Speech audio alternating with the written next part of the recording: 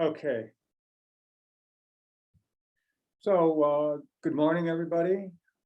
Thank you for attending Bechtel's Town Hall presented today by the International Scholar Team.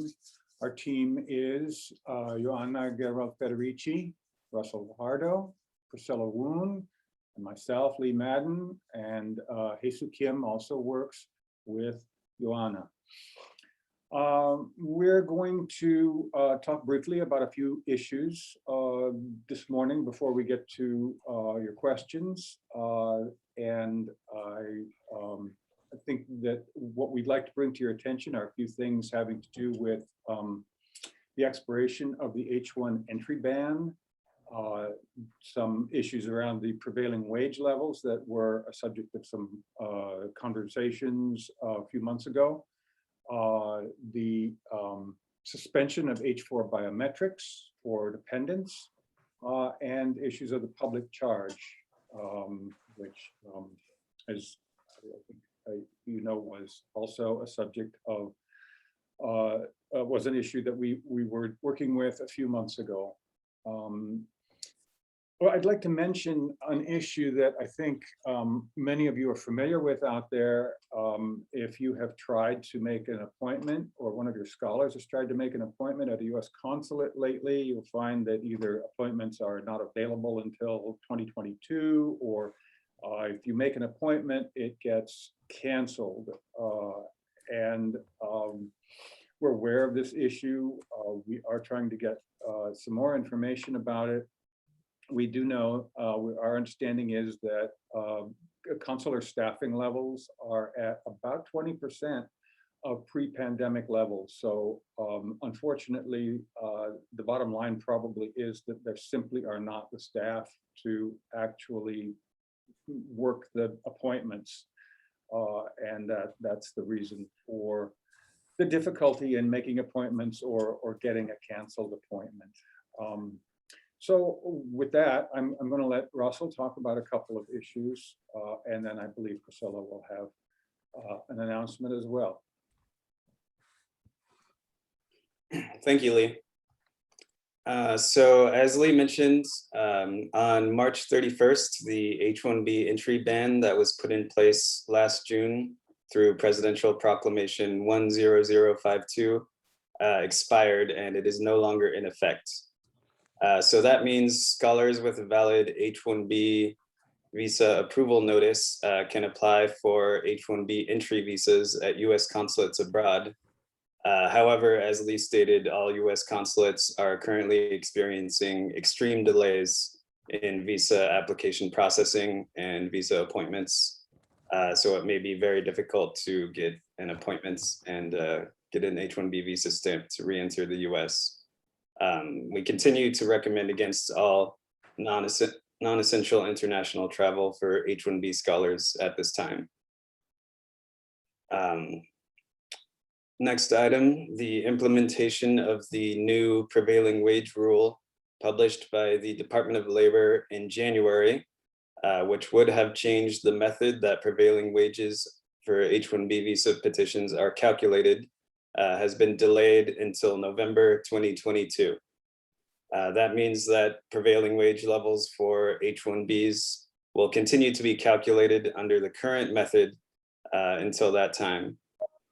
However, the Department of Labor regularly updates prevailing wages each year on July 1st, based on surveys conducted during the previous year. And wages will change a little bit due to changes in the US labor markets from the previous year.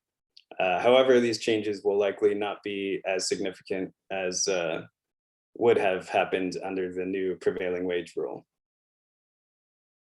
Finally, last month, USCIS announced that it is suspending the biometrics requirement for H-4 visa dependent applications for 2 years.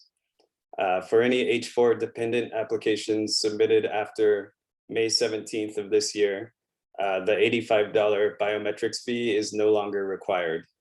The filing fee for H-4 applications currently remains at $370. Any H-4 applicants who have already received a biometric services appointment notice from USCIS should still attend their appointment. And the $85 biometrics fee is still required for owed visa dependents. And USCIS still retains the discretion to require biometrics for H-4 applicants on a case-by-case basis. Okay, now I will pass it over to Priscilla, who will talk about the public charge rule update. Thank you, Russell. So I'm going to touch upon the 2019 public charge rule. Earlier this year, a federal court vacated this rule. As you may recall, this rule amended the definition of public charge, and it further defined who is likely to become a public charge. It also expanded the rule to apply to non-immigrants, such as H-1B employees seeking to change or extend their visa status. Under this rule, the definition of public charge was tied to the receipt of designated public benefits.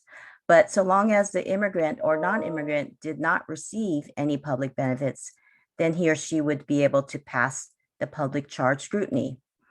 Since this charge was vacated, USCIS no longer is applying this rule to pending applications or petitions. What this means is that we no longer have to complete the public charge questionnaire or section that was previously required. USCIS has published new editions of the I-129 petition and the I-539 dependent applications forms that are dated March 10th, 2021. So if you plan to submit any H-1B documents that include the I-539 dependent applications, please be sure that the latest I-539 edition is used, and you'll see the date noted on the bottom of the form as March 10th, 2021. Joanna? Good morning, everyone. Oh, thank you, Priscilla. Good morning, everyone. So we will now open it to questions. I just wanted to mention quickly, I know a lot of you have also been wondering about the national interest exception. And as of this time, the travel bans are still in effect. As we had mentioned earlier when we sent out an email, it's also on our website, there have been some new countries added to the NIE list, China, South Africa, Brazil, Iran, and India. And so there are now sort of two groups of NIE countries. And it depends on which country you're in.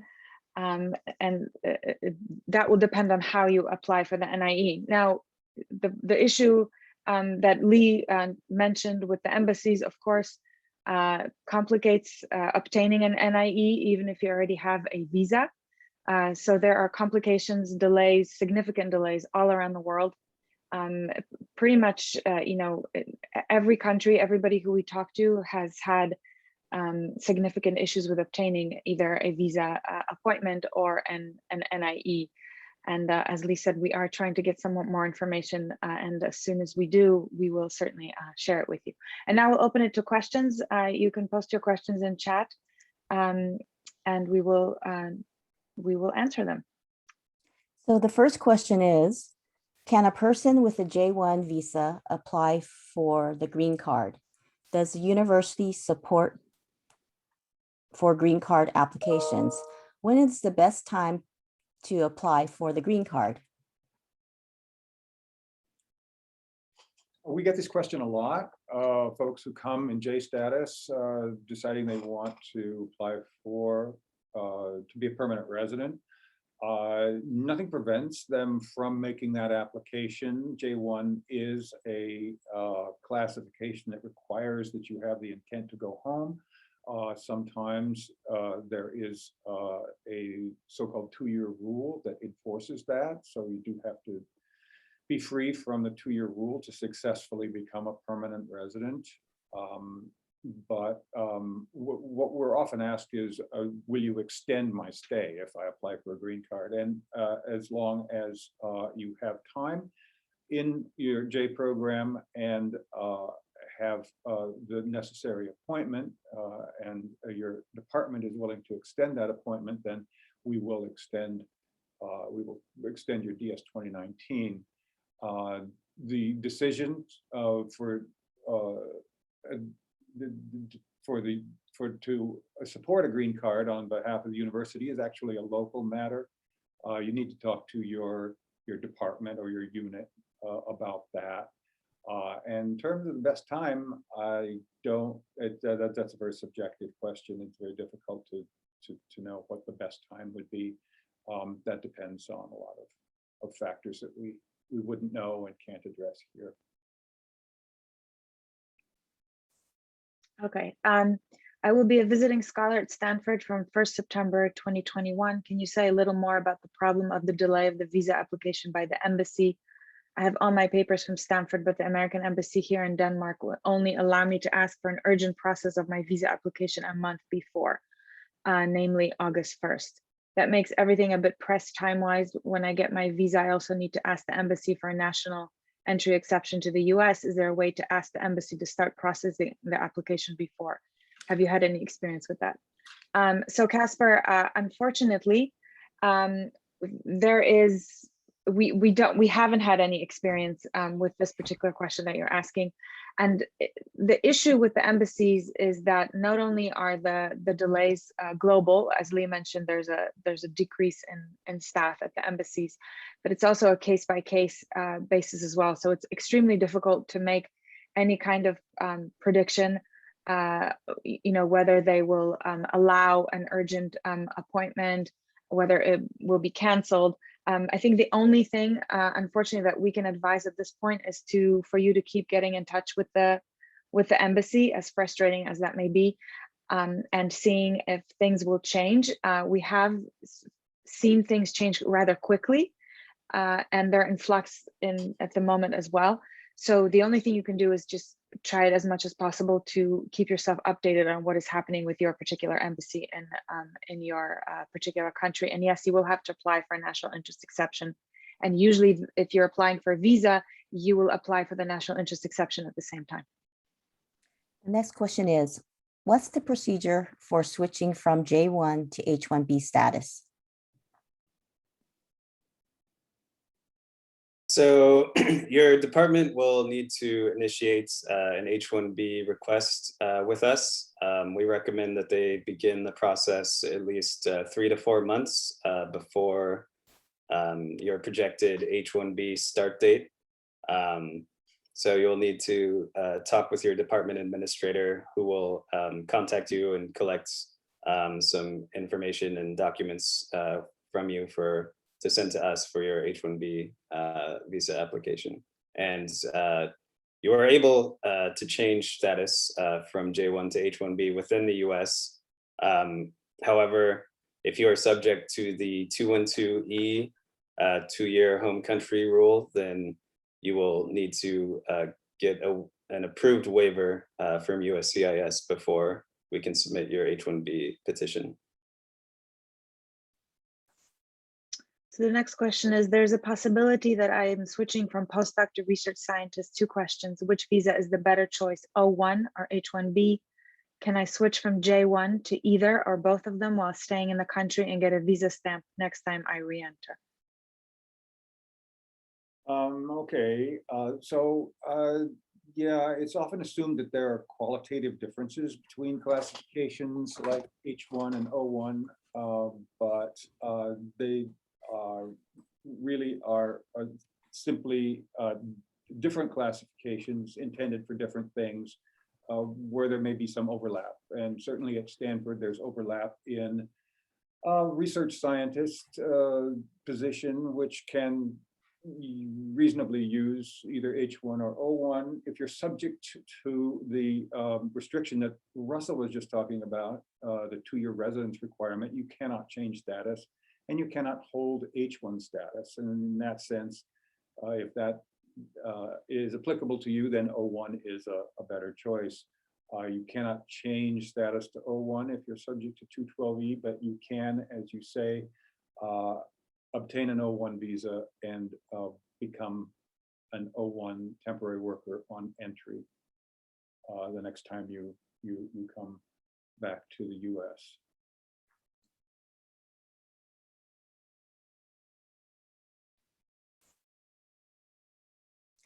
So the next question is, for example, from Turkey to America, can we fly through transferring from Europe country, or should we still wait 14 days in another unrestricted country if we land on even transfer from Europe?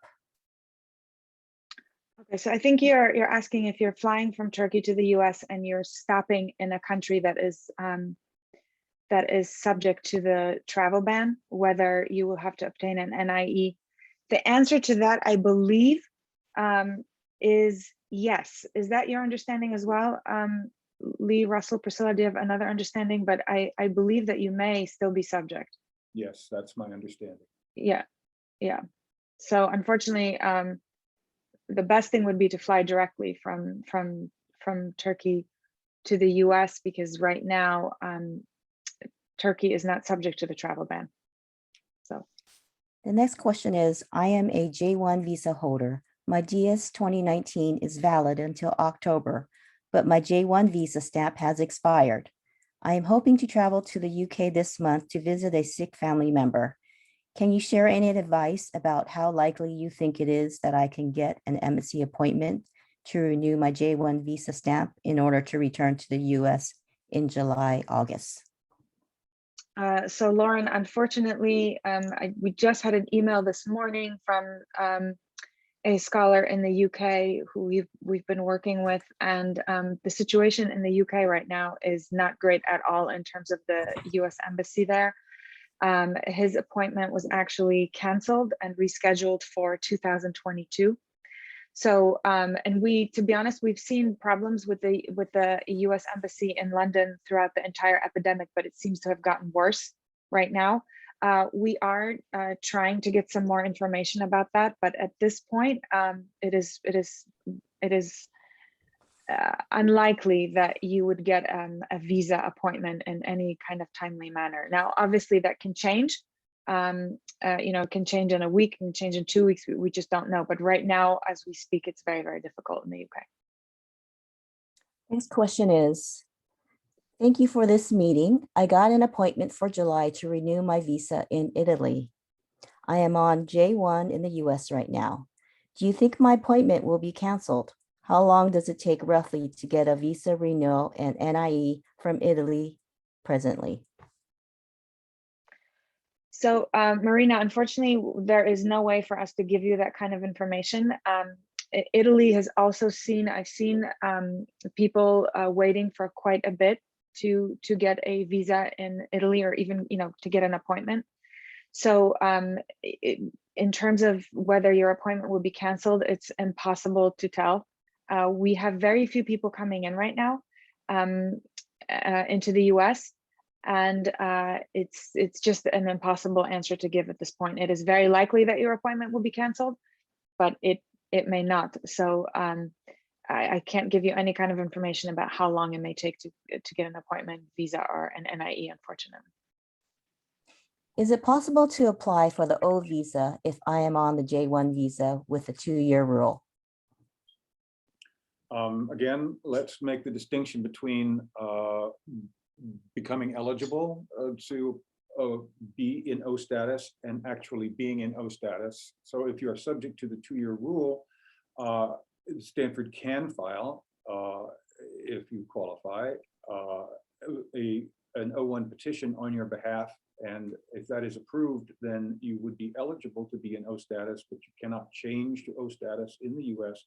You have to go to a US consulate, apply for an O1 entry visa, and be readmitted to the US in O1 status.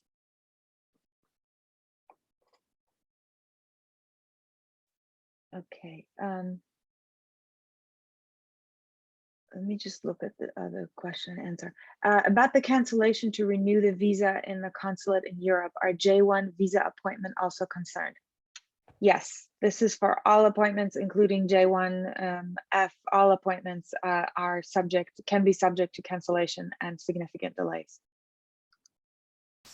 Recently, we heard there was a discussion about requiring specific vaccines by visitors to campus, and if a visitor has not had a FDA CDC approved vaccination, there will be different requirements. This will be a significant impact to visitors, including those attending workshops or conferences on campuses. Do you have any information on this that you can share at this time?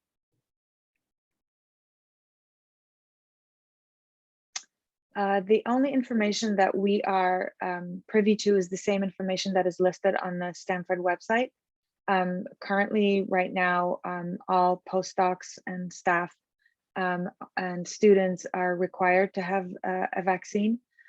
In terms of visitors, there hasn't really been a specific, there hasn't been specific information released regarding visitors, other visitors to campus, but the best way is to look at the website.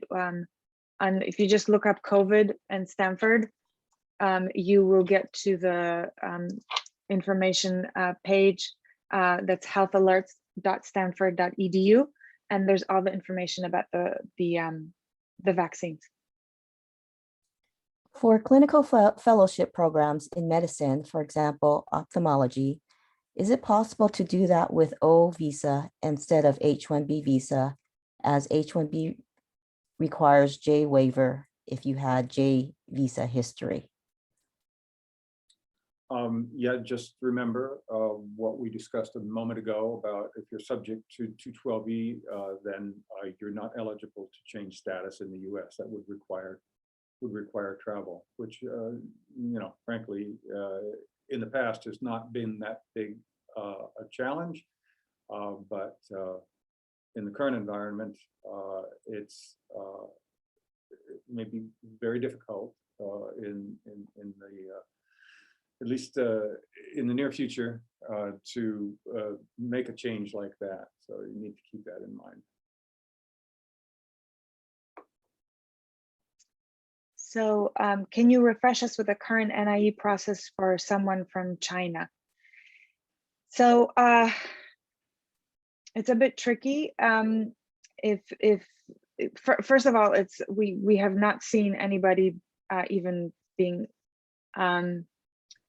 granted an interview for a visa from China. So it's on the scholar side. So it's a bit tricky in China all around.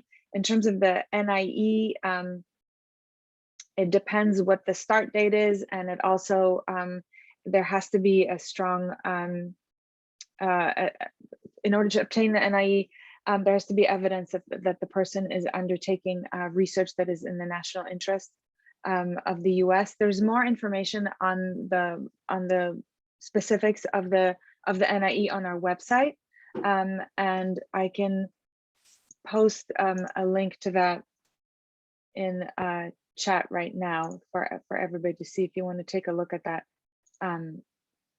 in more detail. But I just don't want to give you any hopes, because we have seen a lot of difficulties in people coming from China at this point. Has there been any issues with vaccines for travel? Is the US or any other entities requiring specific vaccinations such as Pfizer or Moderna?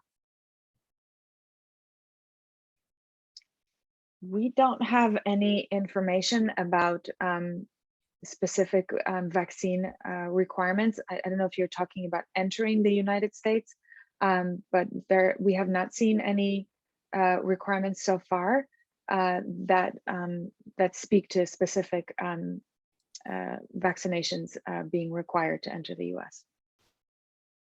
I'm holding a J1 visa and subject to the 2-year rule. Do I have to apply for the J1 visa if I need to change to a different program? Now it's my 3rd year as a research scholar with J1 status. Thanks. So I think you're asking if you need to apply, yeah, for the J1 waiver, if you need to change to a different program number. I'm not sure what you mean by program number. So the only circumstances where you have to apply for a waiver if you're on a J1 visa is if you're applying for a green card, the H1B, K, or L visas. If you are extending your J, then you don't need to apply for a waiver. I'm not sure what you mean about changing your program number. Maybe you're transferring your J visa to a different institution, and that's what you mean by program number, because in that case, you don't have to apply for a waiver. So the waiver is only if you're applying for a green card, H-1B, K, or L visas. I know today's discussion is regarding J1, H1, but I have a graduate student on F1 who has been out of the country for greater than 5 months. I understand she will need a new I-20. Will they need to book a consulate appointment? So Noel, that is a question for the student advisors. We do not deal with the F1 visa, so you'll have to ask the student advisors. You can contact them at international students at stanford.edu.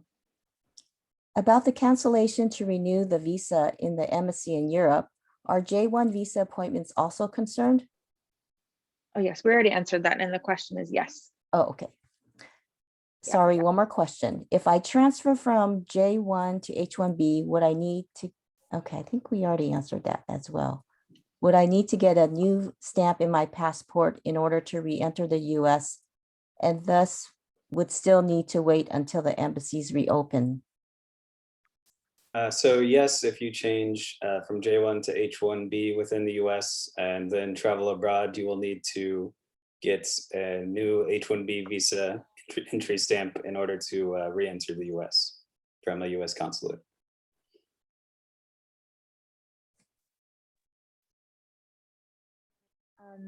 Was that a question for me, Russell? He just answered that. So oh yes, sorry. I had some rowdy children in the background. Sorry about that. Okay, go ahead, Priscilla. Are you going to ask the next one? Yes. How far in advance should one apply for the national interest exception in order to re-enter the US? So the issue with the national interest exception is that it's only valid for 30 days from the date of application. So you have to enter the United States within 30 days from the date of issuance of the NIE. So you can't really apply very early because you have to use it within 30 days. Next question is, I am a postdoctoral scholar on a J1 visa currently here at Stanford. I want to travel home for personal reasons. What are my chances of obtaining a NIE travel exception to re-enter the US? So unfortunately, Renska, that is a question that we cannot answer. Right now, as Lee mentioned in the beginning, there are significant delays in visa processing and NIE processing around the world, and it is very likely that their appointment will be canceled. So it really is impossible to answer your question, unfortunately. I'm planning to transition to an instruction position.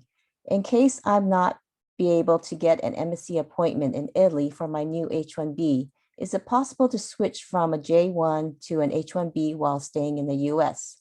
I'm not subject to the 2-year residency requirement.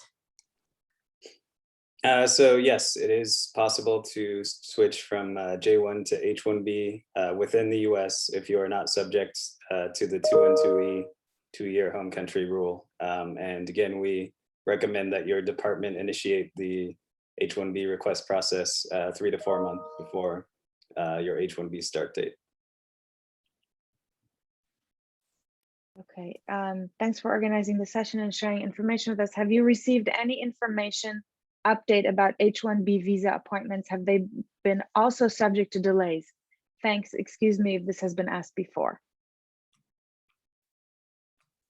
So yes, unfortunately, our H1B scholars who are currently abroad are having a very difficult time obtaining visa appointments at US consulates all over the world. Some of their appointments have been canceled. Some have only been able to get in appointments for like 2022. So unfortunately, yes, H1B visa appointments are also subject to these delays.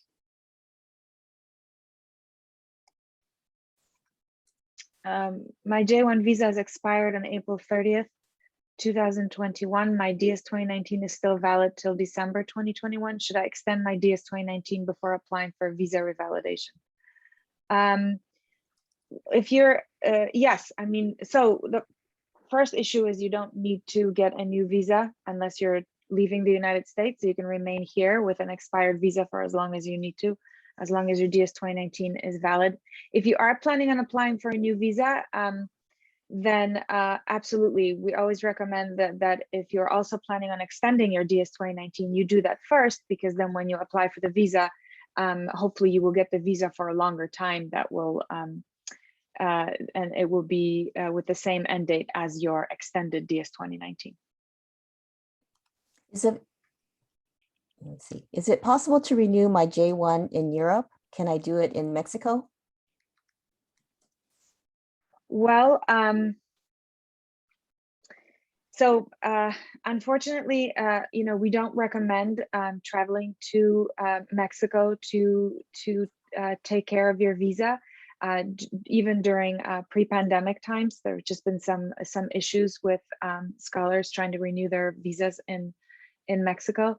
You know, at this point, from what we understand from just some experiences, there are issues with embassies not issuing visa appointments to non-residents or non-permanent residents or non-citizens.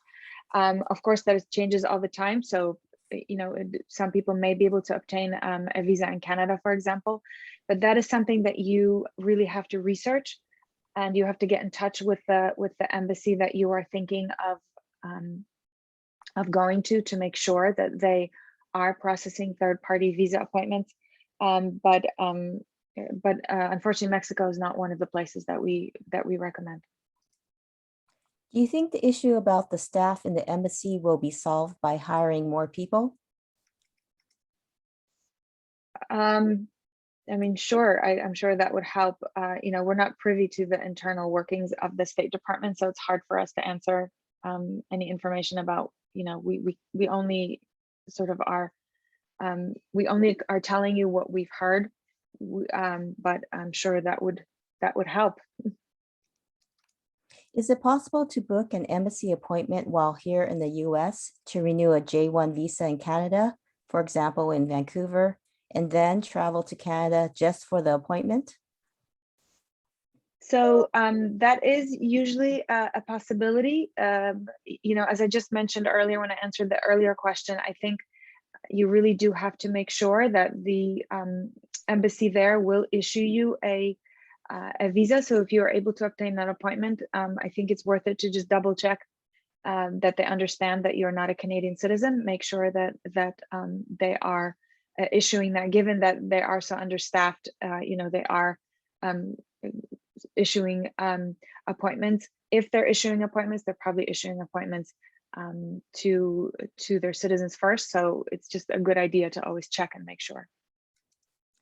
Do you know if I need an appointment at the consulate if I only need to renew my visa? Same visa type, H-1B. So in answer to that question, yes, if you need to apply for a new H-1B visa stamp, you do need an appointment at the consulate to renew that and to get a new stamp. Do you have any idea why there's so much delay in getting appointments at US consulates? Yes, so as Lee mentioned, maybe you weren't here in the beginning introduction, but Lee mentioned that they are functioning currently at 20% of the staff that they were in pre-pandemic times. So that's, I'm sure, the biggest factor of why there are so many delays. The next question is, a Stanford student from Argentina here on a F visa will become a postdoc requesting a J. Will he need to leave when his F visa expires or the 60-day post-end date? And then he will need to remain in Argentina until he gets an appointment? So, so usually there are two ways of changing status. You can change status from F to J in the United States.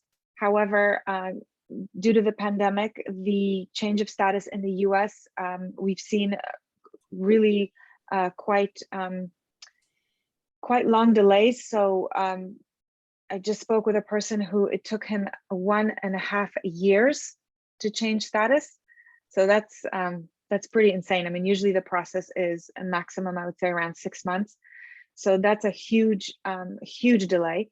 And so yes, if they can't change status in the United States, then they would have to depart and then obtain a J visa in the US, in Argentina, and then come into the United States in J status. And do they have to remain in Argentina until you get an appointment? I'm assuming that I'm not sure if you're talking about they would try to enter the US in a different way, but they do have to be physically present at the appointment in Argentina. Are OPT visas still taking many months to be acquired? OPT visas. So I'm not sure. Are you is this somebody in an F trying to get an OPT? I believe that there are actually not a lot of delays, but if you need specific information about OPT, then you would have to contact the student advisors, Heather. I am a visiting postdoc in J1 status. My current DS-29 is valid until January 2022. My appointment might be extended, but my department might not work on the extension requests before September or even later. How early should my department request the DS-2019 extension at Bechtel? What are the usual processing times for DS-2019 extensions? So we always recommend that the extension be submitted to Bechtel at least 2 months before the end date of the DS-2019. However, the department can submit it at any time. So they can submit it now, even if your DS-2019 is still valid until January 2022. If you're a visiting postdoc, then your extension will not go through the postdoc office and will come directly to us. And Bechtel processes extensions within a week. So it takes, a very short time, but it's always a good idea to submit the extension at least 2 months before the end date of the DS-2019. Hi, I transitioned from J1 to H1B last year. I got my H1B approved by September in a matter of a week or so. H1B started on December 1st. I applied for an H4 at the same time for my wife. We got a letter confirming they received her application and they are processing it. It is getting close to a year this September, and we have no confirmation of her H4. The answer I was given for the differences in time is that my visa benefited from premium processing, but my wife didn't. It is 8 months and we are still waiting. USCIS site always shows the same message, which is the same as the letter we received back in September. They got her application and they are processing it. What can I do to get my wife's H4? So at this time, we'll just have to wait to hear from USCIS to receive the approval for your wife's H4. USCIS processes the H4 petition separately from the H1B. And currently there is no premium processing available for H4 applications. I believe their current posted processing time for H4 applications is maybe 10 to 12 months. So it might be a couple more months before that H4 application is approved. However, your wife can legally remain in the US while the H4 application is pending. Okay. Can you confirm that without the NIE, it is currently not possible to travel from most of EU, specifically Italy, to the US? Yes. Right now, the travel ban is still in place for all of the Schengen area, Ireland and the UK. So Italy is part of that. My J1 visa stamp is expiring in September 2021. And in August, I'll go to Italy to visit my parents. Do you advise me to try to make an appointment at my local consulate to renew my visa, or is it better to wait? Should I start in any case filling it out, all the forms, and pay the renewal fee? They don't expire, right? So first of all, if you are getting another visa, so if you're just continuing, there is no, you don't have to pay the CVIS fee again. You may be talking about specific visa fee that applies in the consulate in Italy. Second of all, you should apply at a embassy rather than a consulate if you can, because we have seen that the NIEs are issued more by embassies than consulates.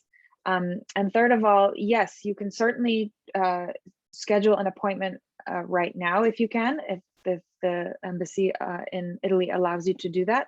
And then when you're there, provided you can get an appointment in a timely manner, then you can attend the appointment.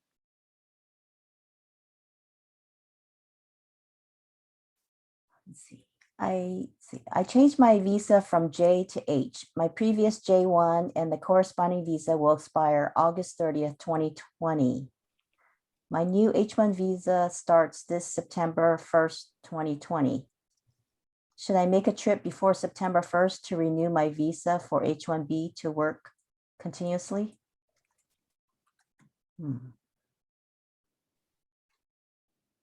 Let's see. So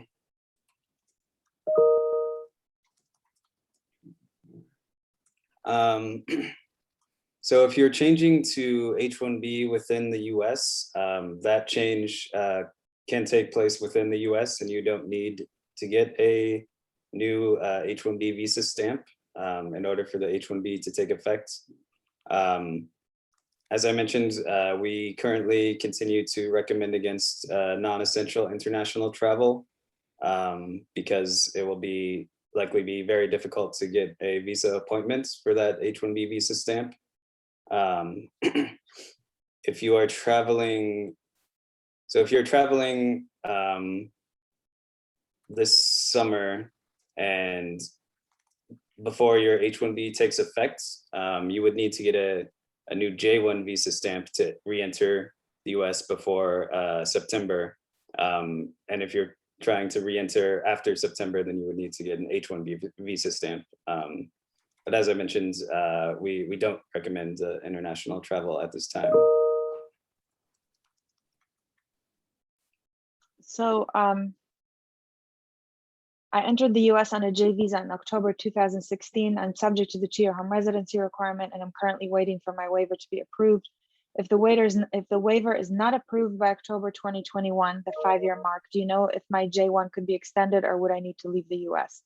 So Lauren, your J1 cannot be extended more than 5 years. There have been some exceptions that the State Department has made due to COVID, but that is on a case-by-case basis, and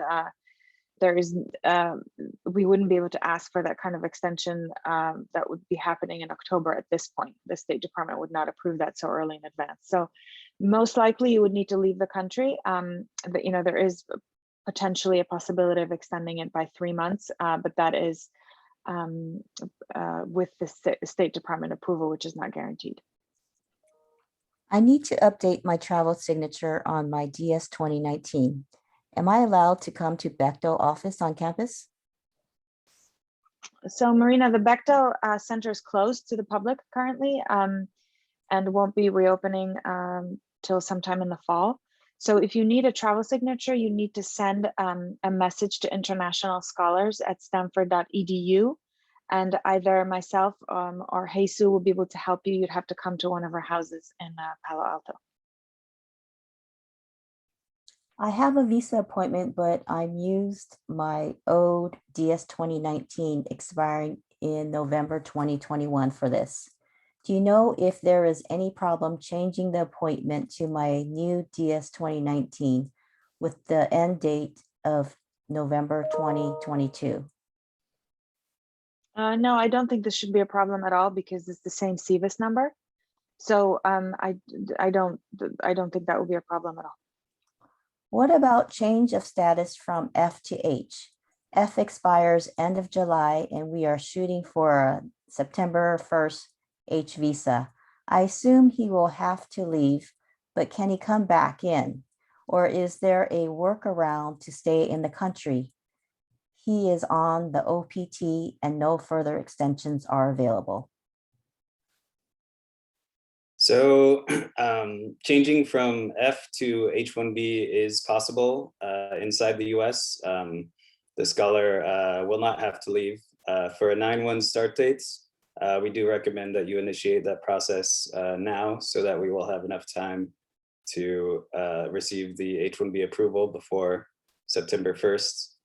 And as long as we submit the H-1B petition to change status before his current OPT expires, then he is able to remain in the US while the petition is being adjudicated.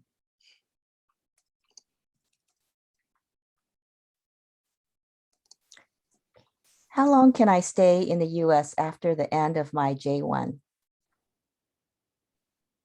So you have 30 days to remain in the US after your J1. It's called the 30-day grace period. You cannot work during this 30-day period, and you cannot travel internationally and try to re-enter the United States. My 5-year J1 tenure will be completed in mid-September.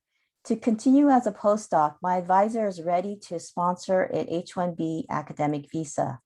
My J1 waiver is in the 3rd stage and might come through in August. What is the timeline of a H-1B academic visa? How long do I go about the process, given that the waiver will come through only in the last minute? So your department can initiate the H-1B request now for the start date in September. And we can begin working on the H-1B visa petition while we're still waiting for your waiver for you to receive the J1 waiver approval. So we recommend you talk to your department administrator about initiating the H-1B request process, and then we can prepare everything else. And then once you receive the J1 waiver approval, then we can go ahead and submit the petition to USCIS at that time.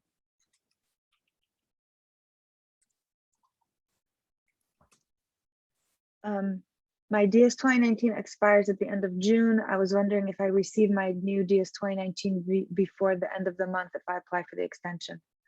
So I can't really answer that question. I don't know all the details. I don't know if you're a postdoc or in the medical school, so it's difficult to answer that question.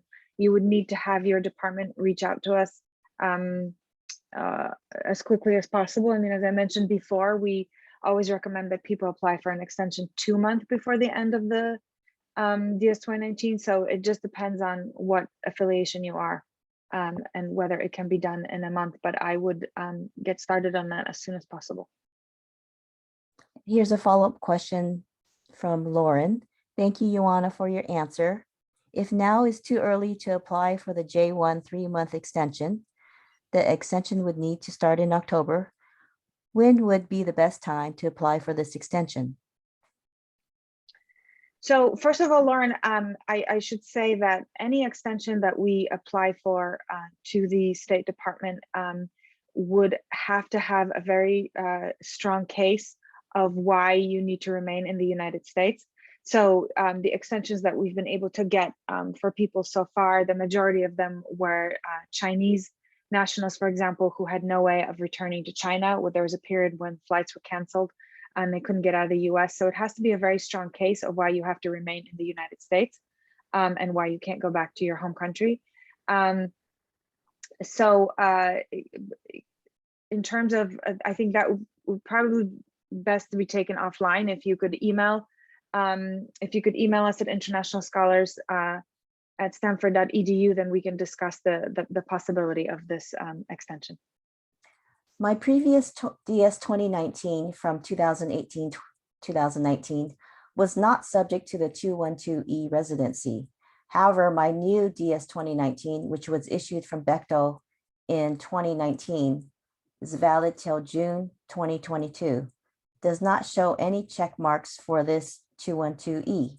Will that be an issue while applying for H-1B?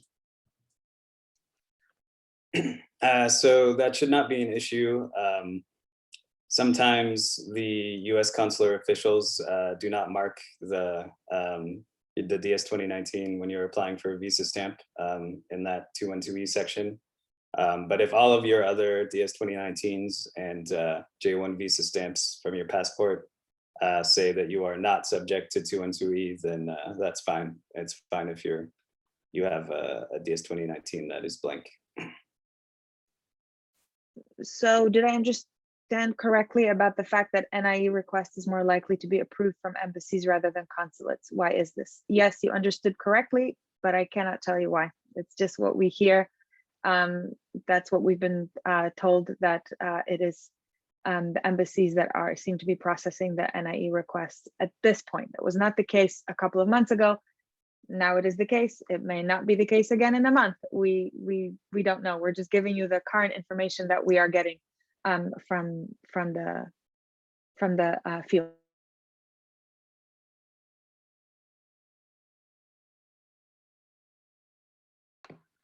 If the PI approves for the H-1B, when do I need to do the J-1 waiver for the H-1B?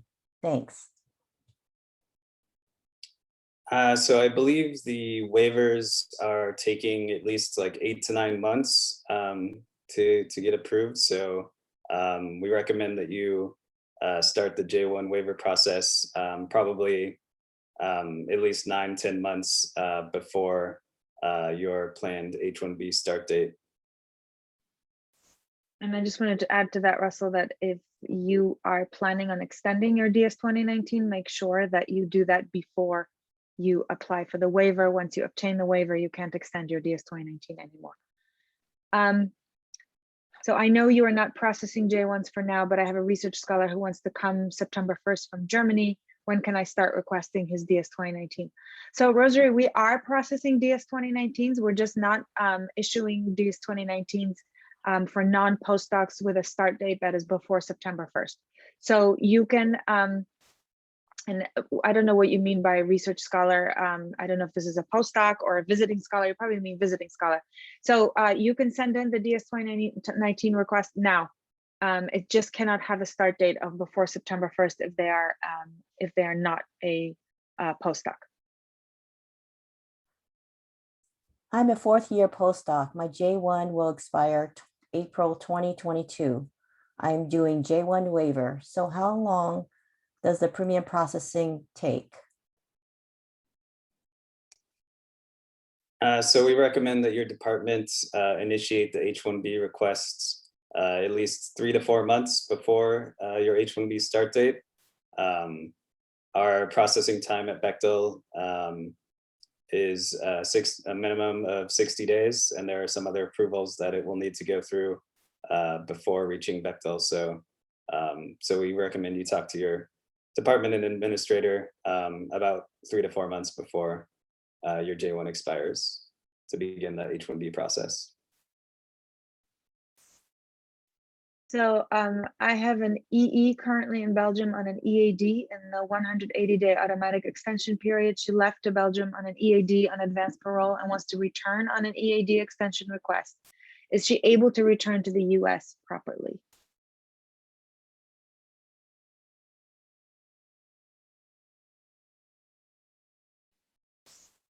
I think that's for you, Lee. It's an EE. I don't know what an EE is. Some type of position? About a STEM application, because the OPT to STEM applications do have a 180-day automatic extension, but I don't know about leaving the country during that time. I think that if this is a student who graduated from Stanford, you would want to follow up with the student advisors at Stanford for information about that. If this person graduated from an institution other than Stanford, she probably should check with her degree granting institution for information about travel during this this automatic extension, the grace period between OPT and STEM. I don't know about re-entering. Sorry, Lee, I think it's someone on advanced parole. They have an advanced parole EAD. Yeah, kind of the same thing. I don't know if you are really supposed to travel while, you'd probably need the receipt for your extended EAD. Not sure. If this person is working with an attorney, that would probably be the best source of information. So apologies if this has been answered. Will the recording be provided after the meeting? So no apologies necessary. We actually did not mention that. Yes, the recording will be provided, not right after the meeting, because we have to do some things to it before it's available, and it will be available on our website. So if you go to the Bechtel website, you will see I think it's on the, let me just check so that I can tell people exactly where it is. But if you go on the front page, you will see town hall recordings. It's one of these green buttons underneath sort of Bechtel Connect. And if you click on there, it will be posted probably, definitely by the end of the week, hopefully by tomorrow. I'm holding J1 visa. My wife is holding a J2 visa and also worked at Stanford. My J1 will expire April 2022. I am doing J1 waiver. Can my wife and I apply for H1B at the same time when we get J1 waiver approval? So yes, so when you receive the approval, waiver approval for your J1, it also applies to your J2 dependents. So your wife will be able to be eligible to change to H1B as well with your J1 approval.